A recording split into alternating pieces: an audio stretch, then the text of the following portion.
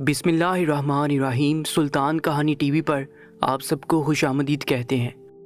عموماً طور پر سلطان زیادہ تر گشت کے لیے بغداد یا مصر جایا کرتے تھے، لیکن اس بار ان کا دل کسی اور سلطنت کی طرف جانے کو ہوا۔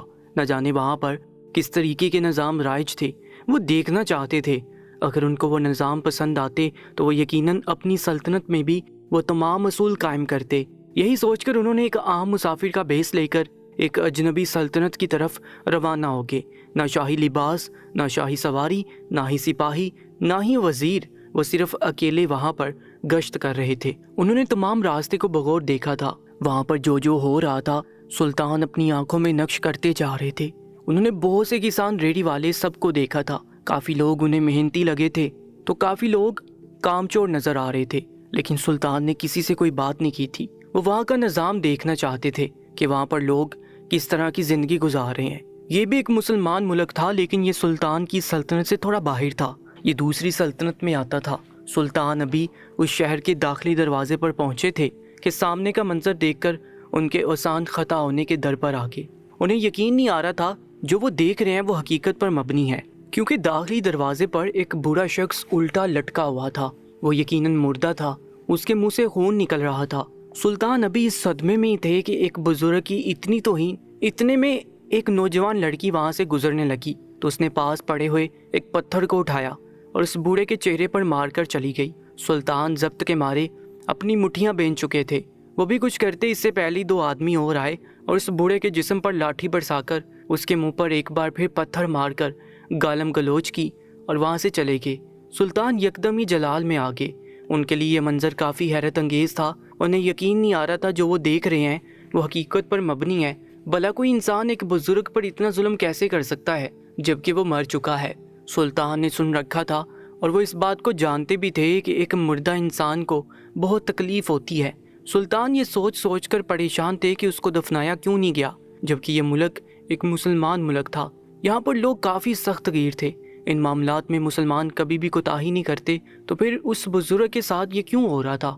انہوں نے فوراً ہی اپنے ایک جاسوس کے ذریعے پیغام پہنچایا تھا اور اپنی سلطنت سے اپنے سپاہیوں اور وزیر کو فوراً ہی یہاں پر آنے کا حکم دیا تھا۔ سلطان کے شہر سے یہ سلطنت تھوڑے فاصلے پر تھی، اس لیے ان کو آنے میں تھوڑا وقت لگ گیا تھا۔ سلطان اس جگہ پر ہی اپنے گھوڑے کے ساتھ منڈلا رہے تھے۔ بہت سے لوگ اس بوڑھے کی میت کے ساتھ توہین آمیز رویہ اختیار کر رہے تھے۔ سلطان سے یہ سب برداشت بالکل نہیں ہو رہا تھا، اس لیے اس بوڑھے کی میت کے آس پاس ہی ٹہلنے لگے۔ جو بھی اس بوڑھے کی میت کے سامنے آ کر اس کو تشدد کا نشانہ بنانے کی کوشش کرتا، اس سے پہلے ہی سلطان اس بوڑھے کی میت کے سامنے آ کر اس کو اپنے حصار میں لے لیتے تھے۔ بہت سے لوگ سلطان کو عجیب سی نگاہوں سے دیکھ کر چلے جاتے تھے، تو بہت سے لوگ سلطان اور اس بوڑھے دونوں کو برا بھلا بولتے ہوئے نکلتے تھے۔ سلطان کی سمجھ سے سب کچھ بالا تر تھا کہ اس بوڑھے کے ساتھ ایسا ظلم کیوں کیا جا رہا ہے، لیکن ابھی حقیقت سے وہ ناآشنا تھے اور وہ اس حقیقت کو جاننا بھی نہیں چاہتے تھے، کیونکہ جو سلطنت ایک بوڑھے کے ساتھ اتنا زیادہ غلط رویہ اختیار کر سکتی ہے وہ کچھ بھی کر سکتی ہے۔ سلطان ابھی انہی سب چیزوں میں مشغول تھے کہ تھوڑی دور سے ہی انہیں اپنے سپاہی اور وزیر آتے ہوئے نظر آئے۔ ان کے گھوڑوں کی دمک نے اس شہر کو اس بات کا احساس دلا دیا تھا کہ دوسرے شہر سے کچھ لوگ آ رہے ہیں۔ سلطان داخلی دروازے پر ہی اپنے سپاہی اور وزیر کا انتظار کر رہے تھے۔ دور سے ہی ان لوگوں نے ہاتھ اٹھا کر اللہ اکبر کا نعرہ لگایا اور سلطان کے پاس آ کر اپنے اپنے گھوڑوں کی لگام کسی۔ تمام سپاہیوں اور وزیر نے نیچے جھک کر سلطان کو سلام پیش کیا اور بلانے کی وجہ پوچھی۔ سلطان نے فوراً اس بوڑھے کی طرف اشارہ کیا تھا اور اس کو اتارنے کا حکم دیا گیا تھا۔ سلطان کے حکم کی فوراً ہی تعمیل کی گئی تھی اور اس بوڑھے کو داخلی دروازے سے اتار دیا گیا۔ یہ کرنے کی دیر تھی کہ آس پڑوس کے رہائشی سلطان کے پاس آ کر واویلا مچانے لگے کہ یہ کیا کر رہے ہو تم؟ اس انسان کو اس طریقے سے ہی سزا دینے کا حکم ملا ہے، تم اس طرح سے نہیں کر سکتے۔ بہت سی آوازیں سلطان کے کانوں میں آ رہی تھیں، لیکن انہوں نے کسی کی طرف بھی متوجہ ہونا ضروری نہیں سمجھا تھا، بلکہ اپنے سپاہیوں کو آنکھوں سے اشارہ کیا تھا، جس کو سمجھ کر انہوں نے فوراً ہی اپنی میان سے تلوار نکال کر ان تمام لوگوں کو ڈرا کر وہاں سے بھیج دیا تھا۔ سلطان نے اپنے وزیر کی جانب دیکھا اور حکم دیا کہ اس شخص کے کفن دفن کا انتظام کیا جائے۔ ہم خود اس کا جنازہ پڑھا کر اس کی تدفین کریں گے۔ نہ جانے لوگ اس کے ساتھ اتنا ظلم کیوں کر رہے ہیں۔ کسی کو بھی رحم نہیں آ رہا کہ یہ بوڑھا ہو چکا ہے، اس کے ساتھ اس طرح سے نہیں کرنا چاہیے۔ وزیر نے سن کر سر کو ہلکی جنبش دی اور فوراً ہی اپنے سپاہیوں کی مدد سے وہاں پر انتظامات کرنے لگا۔ چند ہی پل میں اس نے تمام تر انتظامات کر لیے تھے۔ فوراً ہی اس آدمی کے کفن دفن کا انتظام کر کے جیسے ہی اللہ اکبر کی صدا لگا کر اس میت کو اٹھانا چاہا تو وہ میت اتنی بھاری ہو گئی تھی کہ کسی ایک سپاہی سے بھی نہیں اٹھ رہی تھی۔ کوئی ایک اٹھانے کی کوشش کرتا، دوسرا گر جاتا، دوسرا اٹھانے کی کوشش کرتا تو تیسرا گر جاتا۔ ایسے ہی جب چوتھے کی باری آتی تو وہ اپنے ہاتھ کھڑے کر کے معذرت کر لیتا کہ سلطان معظم، ہم سے یہ نہیں ہو سکتا۔ سلطان دور کھڑے یہ تمام ماجرا دیکھ رہے تھے۔ انہوں نے اپنے وزیر کو حکم دیا کہ تم اب میرے پاس آؤ۔ دو سپاہی وزیر اور سلطان خود جب اس میت کو اٹھانے لگے تو یہ ان کے بس کی بات بھی نہیں تھی، کیونکہ وہ میت حد سے زیادہ بھاری تھی، جبکہ وہ بوڑھا اتنا زیادہ وزن دار انسان نہیں تھا۔ یہی چیز سلطان کو پریشان کر رہی تھی۔ ان کے وزیر نے اس بوڑھے کی طرف دیکھا اور سلطان کو کہنے لگا، سلطان معظم، یقیناً اس بوڑھے کا گناہ بہت بڑا ہے جو بھی اس کی میت اتنی بھاری ہوگی ہے۔ یقیناً کچھ تو گڑبڑ ہے جو ہماری آنکھوں سے مخفی ہے۔ لوگ پاگل تو نہیں ہیں جو اس بوڑھے کی میت کو داخلی دروازے پر لٹکا کر اس پر پتھر برسائیں گے۔ یقیناً اس نے کوئی ایسا گناہ کیا ہے جو اللہ تعالیٰ اس پر ایسا عذاب نازل کر رہے ہیں۔ ابھی تک اس میت کو مٹی نصیب نہیں ہوئی۔ یقیناً یہ کوئی بہت ہی بد نصیب اور بدبخت شخص ہے۔ وزیر کی بات سن کر سلطان نے اسے خاموش رہنے کا حکم دیا اور گھراتے ہوئے کہنے لگے، نہ تم اس کے پیچھے کے بارے میں جانتے ہو، نہ ہی تم اس کے حال کے بارے میں جانتے ہو۔ تم کون ہوتے ہو اس شخص پر الزام تراشی کرنے والے؟ یہ مت بھولو کہ ہمارے اسلام نے اس چیز کو غلط ٹھہرایا ہے۔ بے بنیاد الزام لگانا جرم ہے۔ قرآن میں بھی اس بات کی تاکید کی گئی ہے، جو تہمت لگاتا ہے اللہ اس کو بخشنے والا نہیں ہے، اس لیے خاموش ہو جاؤ۔ سلطان کی بات میں وزن تھا، اس لیے وزیر خاموش ہو گیا تھا۔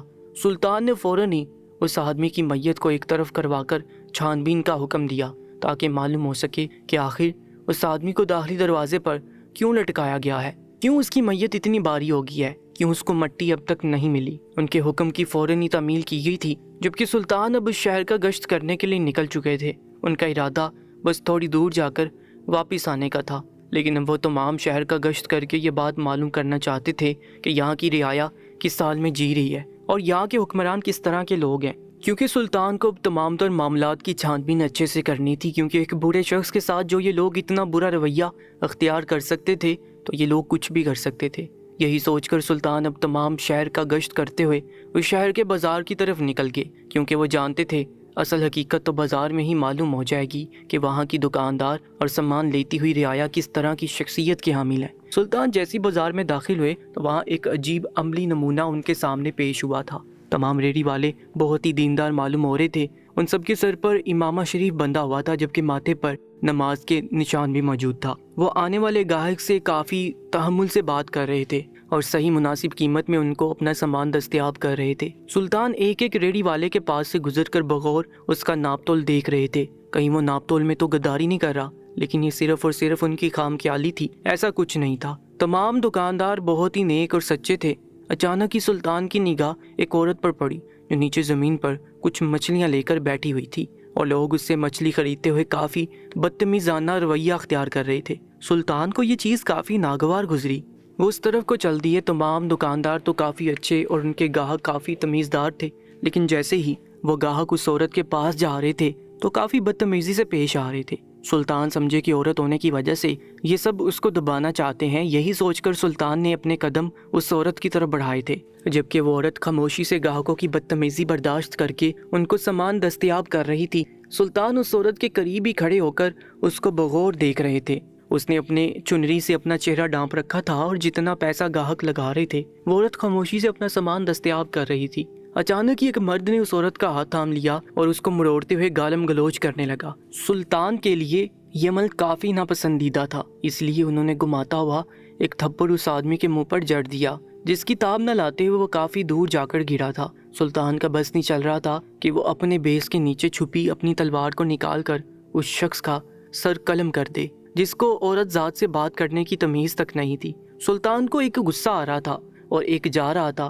وہ بھی مزید اس آدمی کو مارنے کے لیے بڑھتے اس سے پہلے ان کے آگے 4-5 آدمی کھڑے ہو گئے اور سلطان کی آنکھوں میں دیکھ کر گھورانے لگے کہ تم کون ہو اس عورت کے جو اس سے اتنی ہمدردی دکھا رہے ہو؟ کیا جانتے نہیں ہو کہ یہ عورت کتنی بدبخت اور بد کردار ہے؟ اس کو ہم نے اپنے بازار میں سامان لگانے کی اجازت دے دی ہے، اگر یہ سب برداشت کر سکتی ہے تو اس کو یہاں پر رہنے دیا جائے گا۔ البتہ اس کو یہاں سے نکال باہر کر دیا جائے گا۔ سلطان نے یہ سنا تو غصے سے گھراتے ہوئے کہنے لگے، اس عورت کا قصور جتنا بھی بڑا کیوں نہ ہو، اس نے کسی کا قتل ہی کیوں نہ کر دیا ہو، تم میں سے کوئی بھی نامحرم آدمی اس عورت کو چھو نہیں سکتا۔ یہ کوئی تمہاری ذاتی ملکیت نہیں ہے، یہ کوئی عورت ذات ہے۔ ہمارے حضور حضرت محمد صلی اللہ علیہ وآلہ وسلم نے کہا ہے کہ عورتوں کے معاملے میں اللہ سے ڈرو۔ کیا اس بات سے ناواقف ہو کہ ہمارا مذہب عورتوں کو کتنی عزت بخشتا ہے؟ تو تم لوگ کون ہوتے ہو اس عورت کے ساتھ بدتمیزی کرنے والے؟ کیا تم سب مسلمان نہیں ہو؟ ان کی آواز پورے بازار میں گونج رہی تھی۔ گاہک، دکاندار سب اپنا کام چھوڑ کر سلطان کی طرف متوجہ ہو گئے تھے۔ دکھنے میں تو سلطان کسی عام مسافر کی طرح لگ رہے تھے، لیکن کوئی ان کا عزیز انہیں غور سے دیکھتا تو اس بات کو پہچان جاتا کہ وہ کوئی عام انسان نہیں بلکہ ایک سلطنت کے بادشاہ سلطان ہے۔ ان کی بات سن کر ان چاروں مردوں کا سر جھک چکا تھا۔ ایک آدمی منمناتے ہوئے کہنے لگا، ہمیں معاف کریے گا، ہمارا ارادہ صرف اور صرف اس عورت کو تکلیف دینا تھا، کسی عورت ذات کی توہین کرنا نہیں۔ سلطان نے سن کر تحمل سے کہا، دیکھو تمہیں اس عورت کو تکلیف دینی ہے تو اپنے حکمران کے پاس جا کر اس کا مسئلہ بتاؤ اور اس کو سزا دلواؤ، لیکن ایسے کوئی بھی نامحرم شخص بیچ بازار میں اس عورت کی عزت پر ہاتھ نہیں ڈال سکتا۔ اس چیز سے پرہیز کرو کیونکہ اللہ نے تمہیں بھی بہن بیٹی اور بیوی ماں سے نوازا ہے۔ مکافات عمل بہت بری چیز ہے۔ آج تم کسی کی بہن بیٹی کے ساتھ اس طریقے کا رویہ اختیار کرو گے، کل کو اللہ تمہارے آگے تمہاری بہن بیٹی بیوی ماں کے ذریعے سامنے لے کر آئے گا۔ وہ بولتے جا رہے تھے اور وہاں موجود تمام مردوں کی آنکھوں میں شرمندگی کے ساتھ ساتھ ان کے سر تک جھک گئے تھے۔ سلطان نے ایک نظر اس عورت کو دیکھا، وہ عورت کافی لاچار معلوم ہو رہی تھی، اس کی آنکھوں سے زاروں کی تار آنسو بہ رہے تھے۔ سلطان نے اس عورت کے سر پر ہاتھ رکھا اور نرم لہجے میں کہنے لگے، جب تک یہ ظلم سہتی رہو گی یہ دنیا تم پر حاوی ہوتی رہے گی۔ آواز اٹھانا سیکھو تو یہ ظلم تم پر نہیں ہوگا۔ وہ یہ بول کر وہاں سے چلے گئے تھے۔ انہوں نے وہاں کا نظام دیکھ لیا تھا کہ سب لوگ انصاف پسند ہیں، لیکن اگر کوئی غلطی کسی سے سرزد ہو جائے تو پوری رعایا اس ایک انسان کے خلاف ہو کر اس کو توڑ کر رکھ دیتی ہے۔ سلطان کو یہ عمل پسند نہیں آیا تھا۔ وہ واپس اس جگہ آ چکے تھے جہاں پر اس بوڑھے کی میت رکھی ہوئی تھی۔ ان کے وزیر نے بتایا کہ ہم نے تمام جگہ اس آدمی کو لے کر چھان بین کی ہے، بہت سے لوگوں سے اس آدمی کے بارے میں پوچھا ہے، لیکن کوئی بھی اس کے بارے میں بات ہی نہیں کرنا چاہتا، بلکہ سب اس کو برا بھلا کہہ رہے ہیں۔ سب کہتے ہیں کہ اس شخص کے ساتھ ایسا ہی ہونا چاہیے۔ جب میں نے خریدنے کی کوشش کی تو مجھے بھی کھڑی کھوٹی سنا کر وہاں سے بھگا دیا گیا۔ سب کا کہنا تھا کہ زیادہ بچے بننے کی ضرورت نہیں ہے۔ اس آدمی کے بارے میں ہم میں سے کوئی بھی بات نہیں کرنا چاہتا۔ تمام رعایا کا ایک یہی قول ہے۔ سلطان نے سنا تو کافی حیرت کا شکار ہوئے۔ آخر کیوں لوگ اس آدمی کے بارے میں بات ہی نہیں کرنا چاہتے تھے؟ سلطان نے فوراً ہی وزیر کو حکم دیا، اس آدمی کے گھر کا پتہ معلوم کرو تاکہ ہم رات میں جا کر اس کے خاندان میں سے اس آدمی کے حوالے سے بات چیت کر لیں۔ اگر یہاں کی لوگ اس بارے میں نہیں بتانا چاہ رہے، کم از کم اس کے خاندان والے تو اس کے بارے میں بتائیں گے ہی۔ اگر یہ آدمی بے قصور ہوا تو ہم اس کو انصاف دلائیں گے، لیکن اگر یہ انسان گناہ گار ہوا تو ہم اپنے طور پر اس کو سزا دیں گے، لیکن ایک میت کی اس طرح توہین نہیں کی جا سکتی۔ سلطان کے حکم کی فوراً ہی تعمیل کی گئی تھی اور تھوڑی دیر بعد ہی وزیر سلطان کے سامنے اس گھر کا پتہ لا کر دے چکا تھا جہاں پر یہ آدمی رہا کرتا تھا۔ اس کے ساتھ وزیر نے تمام تفصیل سے بھی سلطان کو آگاہ کر دیا تھا کہ اس آدمی کو نہ کوئی اولاد ہے، نہ ہی ماں باپ ہے، نہ ہی کوئی بہن بھائی ہے، بس اس کے رشتے میں ایک بیوی ہے جو اپنی عدت مکمل کر رہی ہے۔ سلطان نے سر کو ہلکی جنبش دی اور عصر کی نماز ادا کرنے کے لیے مسجد کی طرف روانہ ہو گئے۔ انہوں نے جیسے ہی مسجد میں پہلا قدم رکھا تو ان کی آنکھیں چندیا کر رہ گئی تھیں۔ وہ مسجد بھلا کی حسین تھی، انہوں نے ایسی مسجد آج تک اپنی زندگی میں نہیں دیکھی تھی۔ سلطان بے ساختہ ماشاءاللہ بول کر پہلی صف میں جا کر کھڑے ہو گئے۔ تھوڑی دیر بعد ہی مسجد بھر چکی تھی اور نماز پڑھائی جانا شروع کی جا چکی تھی۔ سلطان نے عصر کی نماز ادا کی اور مسجد کے کونے میں ہی قرآن پاک کی تلاوت کرنے لگے۔ یہ ان کا سب سے پسندیدہ عمل تھا۔ وہ ہر نماز کے بعد ایک رکوع یا دو رکوع یا زیادہ سے زیادہ قرآن شریف کے 4 صفحے ضرور پڑھتے تھے۔ انہوں نے کافی دیر تک قرآن شریف کی تلاوت کی اور واپس جگہ پہنچ گئے جہاں پر ان کے تمام ساتھی موجود تھے۔ تھوڑی دیر بعد ہی سورج ڈھلنا شروع ہو گیا۔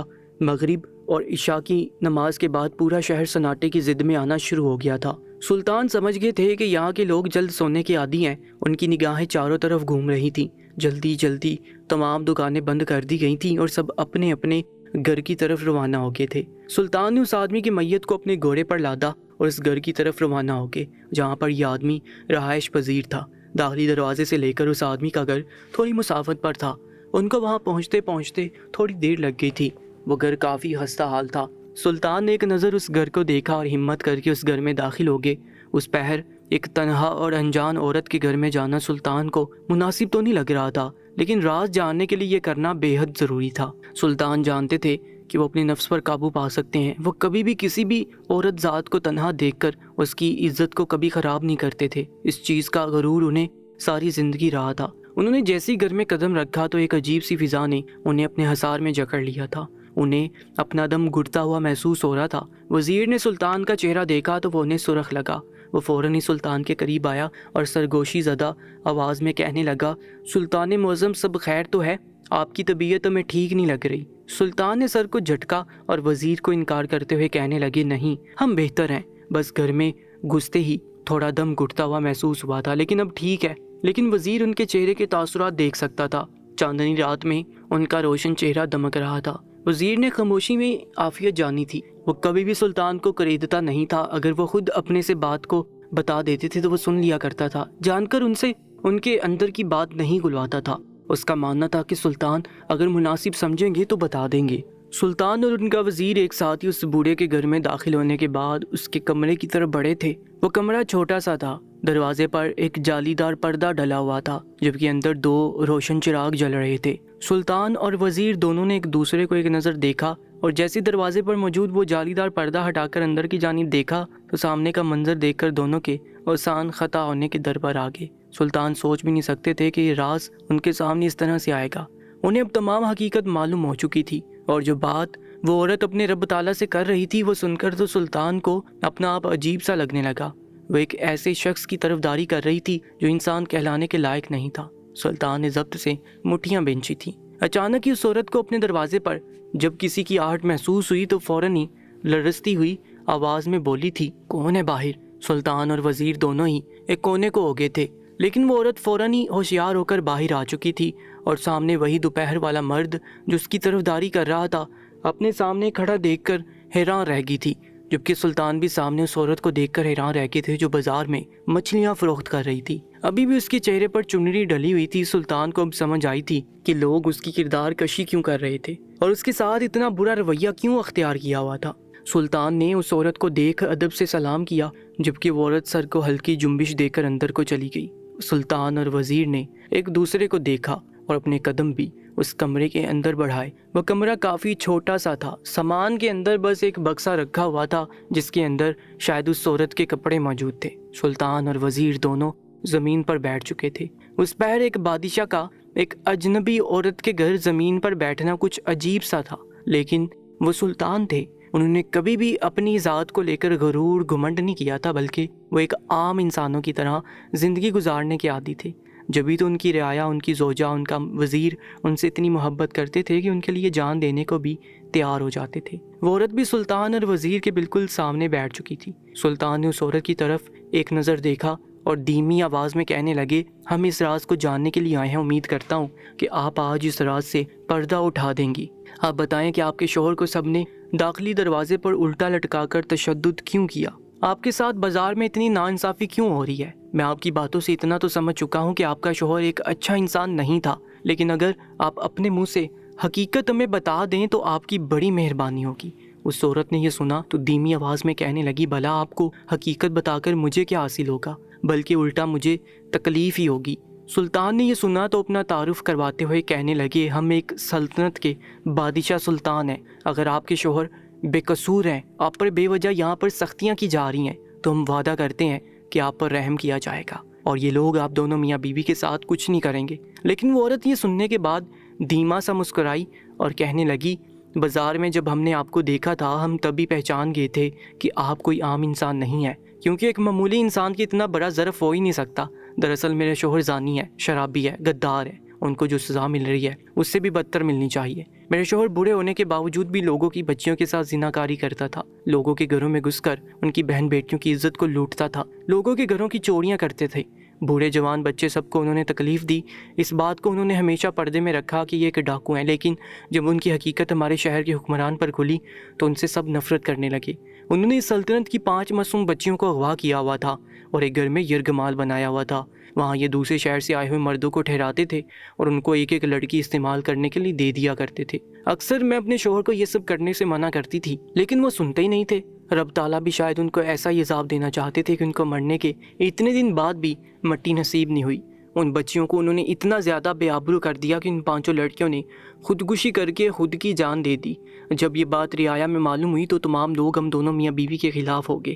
میرے شوہر کو سب نے پتھر مار مار کر ختم کر دیا اور داخلی دروازے پر الٹا لٹکا کر حکم دے دیا گیا کہ اس شخص کو جو بھی دیکھے پتھر مار کر زخمی کرے، اس کی تدفین نہ کی جائے بلکہ یہ اس طرح ہی سڑ کر ختم ہو جائے۔ یہ شخص اس قابل نہیں ہے کہ اس کو دفنایا جائے۔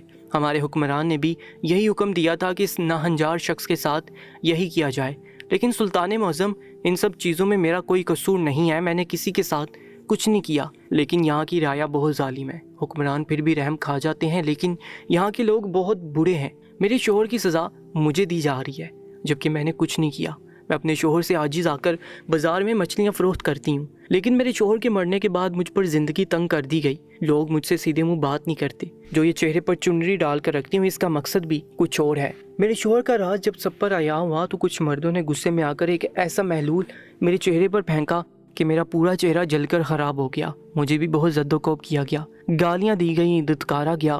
جس طرح سے میرے شوہر نے کیا وہی سب میرے سامنے بھی آیا، لیکن خدا کو میری عزت محفوظ رکھنی تھی تو میں بچ گئی۔ لیکن ان 5 لڑکیوں کی آہو پکار میرے شوہر کو ایسی لگی کہ انہیں ابھی تک مٹی نصیب ہی نہیں ہوئی۔ سلطان نے جب یہ سنا تو ان کا غصے سے برا حال ہو گیا۔ یہاں کی رعایا نے اس آدمی کے ساتھ تو ٹھیک کیا تھا، لیکن جو وہ اس عورت کے ساتھ کر رہے تھے وہ غلط تھا۔ ان کا خون کھول اٹھا تھا۔ انہوں نے کمرے میں نظر درائی تو کونے میں ہی ایک نیزہ پڑا ہوا تھا۔ غصے کے عالم میں وہ اپنی جگہ سے کھڑے ہوئے اور اس نیزے کو اٹھا کر انہوں نے اس بزرگ آدمی کے سینے پر اتنا وار کیا کہ وزیر نے بہت مشکل سے ان کو پکڑا اور ساتھ منت بھی کی کہ سلطان معظم بس کر دے، مر چکا ہے، اس کی میت کو تکلیف نہ دے، رک جائے۔ سپاہی اور وزیر کے لیے سلطان کو قابو کرنا بہت مشکل ہو گیا تھا، لیکن ان سب نے مل کر سلطان کو سنبھال لیا۔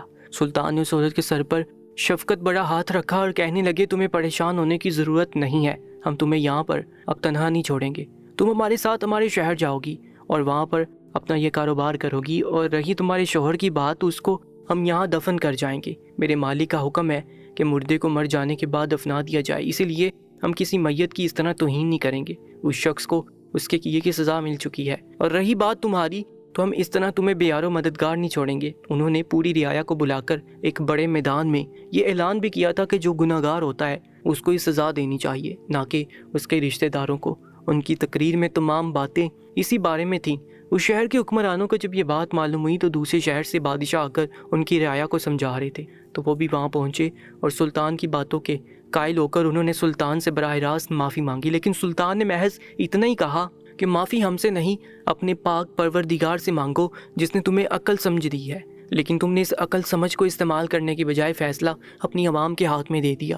ان کی باتوں سے وہ حکمران کافی شرمندہ ہو گئے تھے، جبکہ انہوں نے پوری رعایا میں یہ اعلان کیا تھا کہ اب سے ایسا کچھ نہیں کیا جائے گا۔ وہاں کے حکمرانوں نے سلطان سے وعدہ بھی کیا تھا کہ اس عورت کے ساتھ بھی کوئی ظلم نہیں کیا جائے گا، لیکن سلطان نے سمجھوتا نہیں کیا تھا، بلکہ اس عورت کو گھوڑے پر لے کر اپنے شہر کی طرف روانہ ہو گئے تھے۔ اس آدمی کی میت کو اٹھانا بہت مشکل ہو رہا تھا، لیکن سلطان کے ساتھ اور لوگوں نے بھی مدد کی تو اس باری میت کو اٹھا کر دفنا دیا گیا۔ لیکن آخری منظر سلطان کی آنکھوں سے مخفی نہیں رہا تھا۔ قبر کو ڈھانپنے کے بعد جو آگ کا شعلہ اس قبر سے نکلا تھا وہ منظر سلطان سمیت تمام لوگوں کے لیے دل دہلا دینے والا تھا۔ بے شک جو تم کرو گے اس کا عذاب تمہیں قبر میں اللہ تعالیٰ ضرور دیں گے، اسی لیے گناہوں سے بچو اور رب کی طرف رجوع کر جاؤ۔ روزانہ ایک نیا سچا واقعہ سننے کے لیے چینل کو سبسکرائب کر کے ساتھ موجود بیل آئیکن پر بھی کلک کر لیجیے گا۔